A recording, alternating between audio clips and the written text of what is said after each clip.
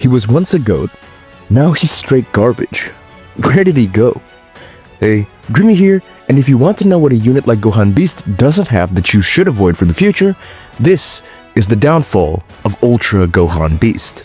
Before we go too deep into how bad he is in the current 7th anniversary meta, let's talk about what made him so good on release. The Reign of the Beast. During Legends Festival 2024, the reveal of Ultra Gohan Beast shook the community. The character seemed to have an explosive amount of base firepower, a basic and unique safeguard against high damage, not to mention an all-new one-shot method.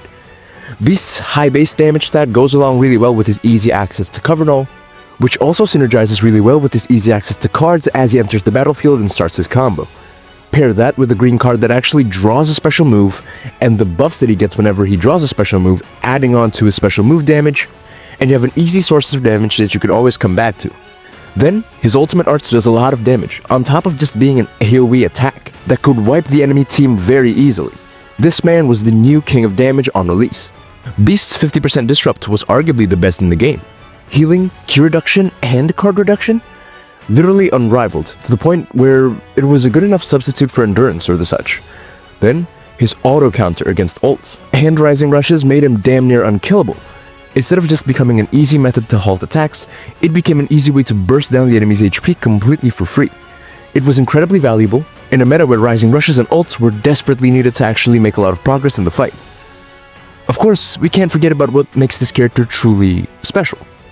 That is, the special beam cannon, which at the time easily killed every single unit who got in its way. You know what's even better? His defenses were made to not be too high, which meant that the character was still somewhat balanced with a vulnerability in place. That made him really well received by the community. A powerful character, one with a strong standing in the meta, but one that isn't overly toxic or unbalanced or broken. This general idea of the character's kit might make you think, he seems great. Where is this man right now? The champion goes missing. By the time the Daima tag received their tsunami of buffs, Beast Gohan was basically on his way to the door. Not bad by any means, but not exactly as dominant as his prime days either. Super Saiyan 4 Daima Goku, being like basically the powerhouse of this team, obviously has his last man standing effect.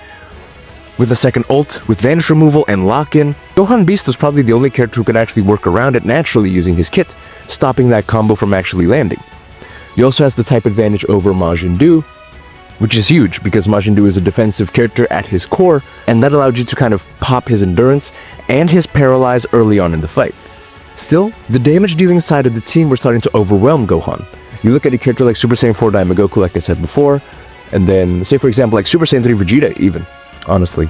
And like even this mini Goku, from like the Zenkai version, did enough damage against Beast to kind of really hurt the man's position because again, his defenses weren't that strong. A lot of these characters could actually do enough damage to proc his 50% disrupt in under 3 cards, leaving the man defenseless as the fight reached its end. His special beam cannon also began to show cracks, not being able to kill the team's defensive units, like especially the ones who are like really annoying, like say for example Majin Buu and Majin Buu, right? Even if they're like more support types, not necessarily characters who are designed to tank, but defensively they're actually like they're good enough to actually withstand the special beam cannon with enough HP and with a high enough limit break level. Let me know in the comments if you agree that Beast's downfall actually started with Daima. But as the 7th anniversary rolled around, one by one, Beast Gohan began to disappear. It was subtle. People were too busy looking at the shiny new toys to notice. But he steadily faded away. Starting with part 1, units like MUI Goku. His damage, not only from his cards, but also from his evasion and counter after transforming, it was enough to really hurt Beast Gohan, proccing his 50% disrupt without even using any cards, which was insane. It was just a little too much for Beast's defenses. And then with part 2, for example, units like Kaioken Goku were just insane to Beast Gohan. Like, it hurt his position so much because natural type advantage, high damage, he could easily dispose of Beast with the amount of damage he dealt naturally. While characters like, say for example, LF Vegeta, or even, Tien and Chaozu, right? These characters could actually easily play around the special beam cannon thanks to their revive and succession mechanics, respectively. The final nail in the coffin was arguably part 3, where the new reigning Ultra Champs emerged, making way for even more ways to play around the special beam cannon thanks to Goku's KO guard, that universally applied to the whole team by the way, and for Beast's defenses to become even more irrelevant with the absurd damage coming from Frieza. And now you might be wondering, how did this happen? Just how did Ultra Gohan Beast go from best in the game to just another mid-throwaway Ultra? The fall of the Beast. The downfall of Gohan Beast didn't just happen because of one sudden event. It's been building up for a long time. His base damage is still solid, so no problems there. And sure, his defenses were made to be slightly chipped to make him balanced, but that has actually become a detriment to the character because now he basically can't survive anything. His 50% disrupt procs just insanely early into the fight, and that means all the combo safeguards for Beast will be easily removed just a few seconds into the fight. Units like Kaioken Goku and Ultra Full Power Frieza are a good example of what modern units can do to Beast Gohan, how easy it is for them to kind of burst him down and remove this effect out of the equation. From there, his auto counter began rapidly declining in value. The introduction of all the Part 1 7th Anniversary units meant that a lot of units with more modern design, better stats, didn't rely on ults anymore to do damage. MUI Goku doesn't have an ult and he can still wreck Beast. Super Saiyan Blue Evolution Vegeta. Yeah, okay, no. Cauliflower Kale. Okay, well, better than the last guy, but still. But like Kaba? Dude, this man shreds Beast with a special move. Either like pre-transformed or post-transformed. The point is, these characters use special moves to do their highest bout of arts damage, and that's something Beast Gohan can't stop with his auto counter. And you can probably guess where this is going. Kaioken Goku from Part 2 of the 7th Anniversary is the hardest counter to Gohan Beast that I've ever seen. High damage with natural type advantage, and devastating damage relying on only special moves. Not only that, dynamic area battles introduced the overdrive attack, the Rising Rush's little cousin that's easier to access and directly more beneficial for the attacking unit, with like healing as well as additional damage buffs. But more importantly about the overdrive attack is the fact that it's a high damage attack that Beast Gohan can't counter with his auto counter either. And then his special beam cannon. It stopped being able to kill units even with basic endurance like MUI Goku. Just with better stats, his defenses are actually strong enough, even without the buff cancel, because, you know, you can't actually cancel buffs from the special beam cannon, right?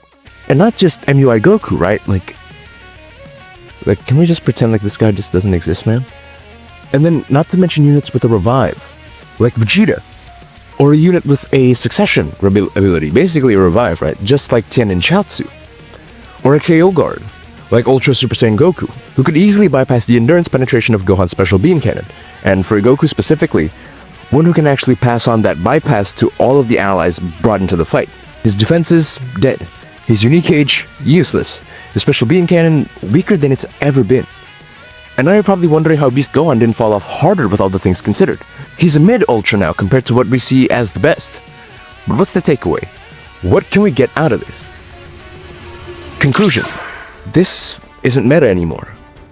Beast Gohan's fall-off should honestly be a wake-up call for many of us. We need to stop glazing damage as the sole thing that makes a unit strong. Does it make a unit dominant? Yes. Oppressive? Absolutely, especially early on, just after their release. But for how long? Units who focus too heavily on damage will age out sooner rather than later, and will fall off out of the meta in a drastic way. The rise and fall of Ultra Gohan Beast shows us that. But what do you think about Ultra Gohan Beast? Has he fallen off worse than I'd imagined, or is he actually still one of the best? Let me know in the comments. If you want to know how I think Beast stacks up against the Ultra units of today, check out my Ultra ranking video on your left. And if you want to know why every Ultra banner, including Beast Gohan's, has actually been horribly designed, you can check out the video on your right. And yeah, I think that's going to do it for this video. Bye, thanks for watching, never stay perfect, always get better. Peace.